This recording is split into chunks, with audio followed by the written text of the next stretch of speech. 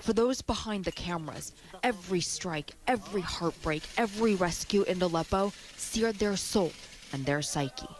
Ghazal was trapped under a collapsed building.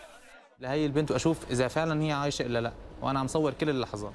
This girl and I saw she was alive and screaming, "Mom and Dad." I started to cry. As a journalist, I wanted to leave the camera and help, but I can't forget her even now. Thair and Mujahid wanted to be the last to leave Aleppo. When I saw this bus, like any besieged person, I felt disappointment because the international community was able to perform a miracle, but this miracle was a crime. The miracle was saving 300,000 people from death, but the crime was forcing them out of their homes.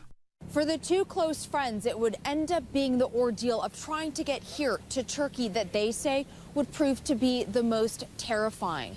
The pair had paid smugglers who took them dangerously close to regime territory, refused to answer their questions, and taunted them. In this moment, we thought of the worst possible options. They could hand us over to the regime, they could kill us, they could sell our organs, they could traffic us.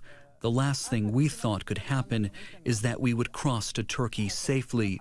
And when they got into Turkey, the smuggling ring tried to extort even more money.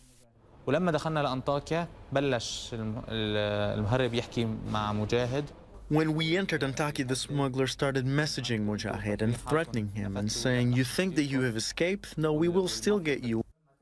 In their threadbare apartment, the two are constantly online, constantly following the news of Syria. For them, this is surreal. What is normal for me is if I look at a building, I imagine that it is collapsed. I look at my room, I imagine it is shelled. Before they smuggled here, they were able to briefly reunite with their families. That moment when you saw your parents for the first time after years, what did you say to them?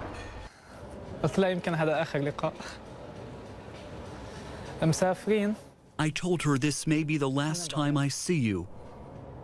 We are leaving, and you are staying behind. It was not just a goodbye to their family. It was a goodbye to the city and country they love. Respect. Arwa Damon Sianan, Gaziantep, Turkey.